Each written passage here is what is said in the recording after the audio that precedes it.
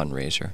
Now in 2001, Christine and Stephen McSherry started the Jet Foundation after learning the news that their then 5-year-old son Jet had Duchenne muscular dystrophy, the most common and lethal childhood genetic disorder in the world, affecting 1 in every 3,500 male births.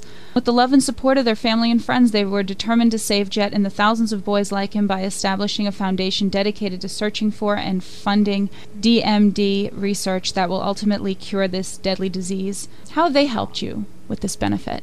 Christine McSherry jumped right on board and sent us all the files that she uses for her fundraising, and she's gotten very good and efficient at fundraising after 8 years and was able to point us in the right direction. My best friend, Jessica Waxman, does fundraising as well and has been instrumental in, she sent out, I think, 236 letters to get corporations to donate tickets into York's Wild Kingdom, Canopy Lake, different places that have donated tickets for us to raffle. Christine definitely was able to point us in the right direction for what we would need to make it a successful fundraiser. And when we were looking after Keelan got diagnosed, it was tough to find many support groups. The MDA covers so many different muscular dystrophies. It was hard to find anything really about Duchenne in particular until we found the Jet Foundation, which offers not only the clinic at Mass General Hospital, that's a multidisciplinary clinic.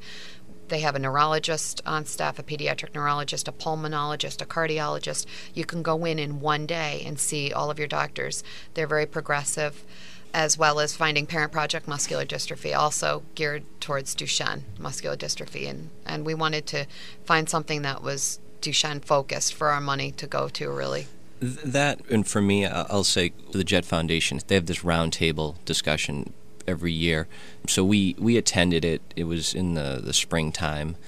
We saw Dr. Brian Zen come up and speak. He's a doctor at MGH. He literally just got off the plane from like Colorado or wherever he was coming in. He shows up in his shorts and his flip-flops. I mean, the man is dedicated to the cause, dedicated to the kids. Basically comes from the airport right to the roundtable discussion, does a presentation for us. The presentation was great, talking about, I think his particular discussion that day was based around nutraceuticals, which are supplements.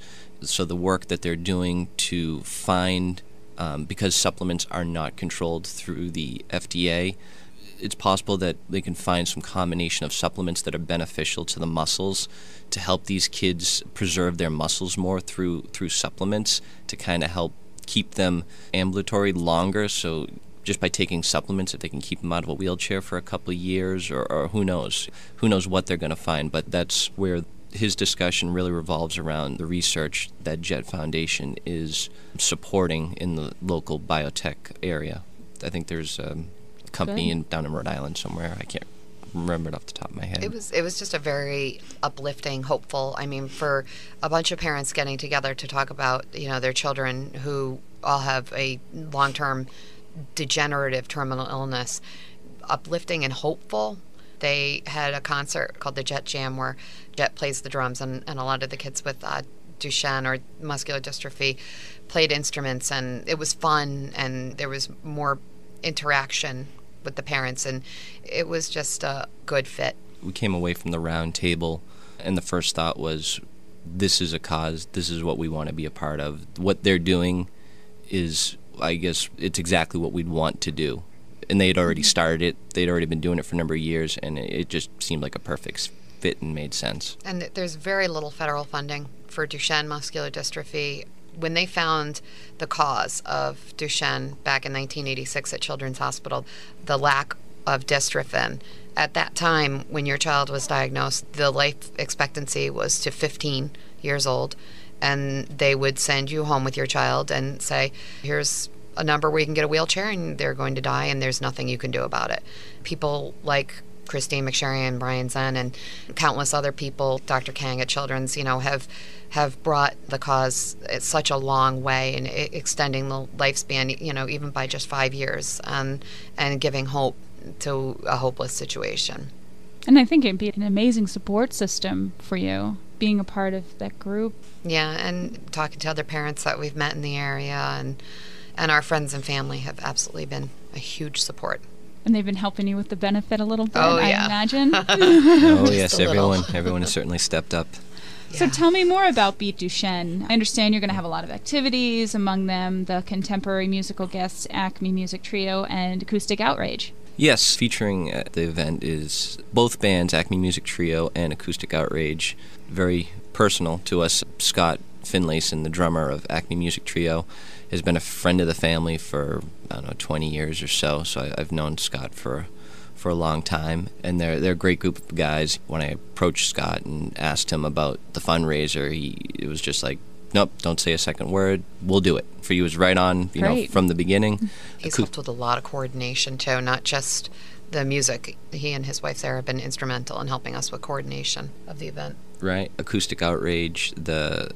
Turns out I know a lot of drummers. The drummer of Acoustic Outrage is my cousin Vinny. Everyone laughs when I say that. But I think it was you, Kathy, that approached them. We went to go out to see him one night, and we said, we got to have a benefit, and you guys got to play.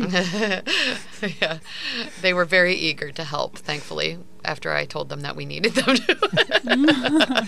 But they've been fantastic. Both groups of guys they've been on board from the beginning, and it's great. We're looking forward to it.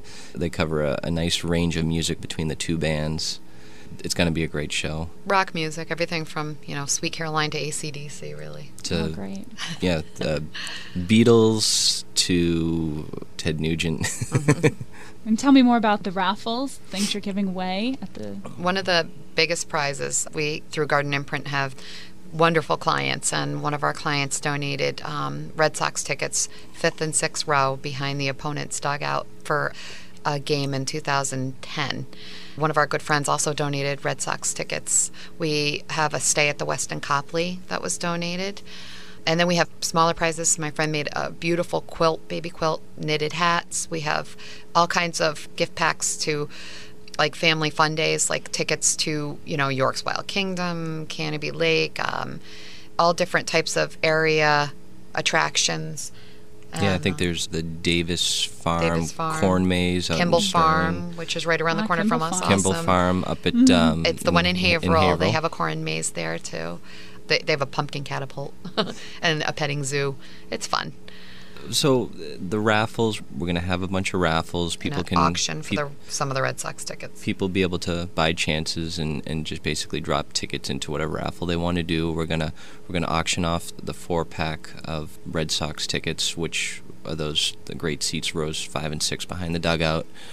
Our friend Jessica, it seems like every day she's getting more and more prizes in because she sent out so many letters, and she runs to the mailbox every day to see what is coming this day. Yeah. So that's great support. I'm very lucky.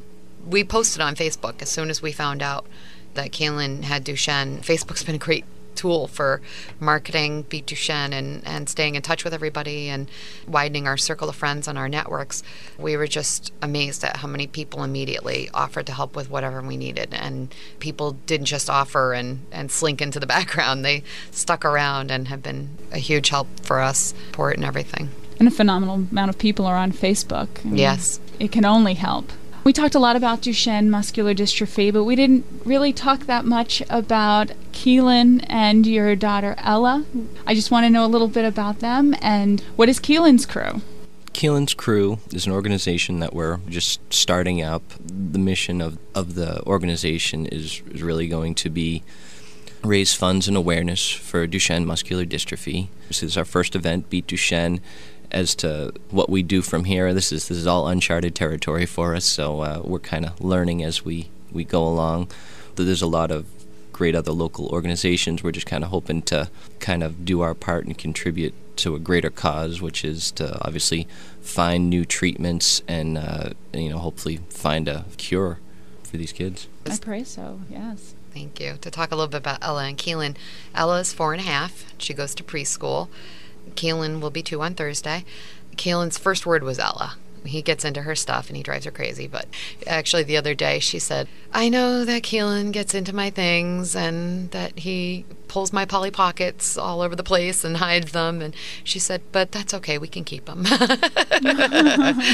He loves trucks and cars and any kind of little vehicle. He likes to run them along the windowsill, and he loves foot rubs. That's his favorite thing. And He sits in his car seat and takes his shoe off and says, Mimi, puts his foot out. He wants a foot rub. Every time I'm in the passenger seat, it's pretty much a demand because he knows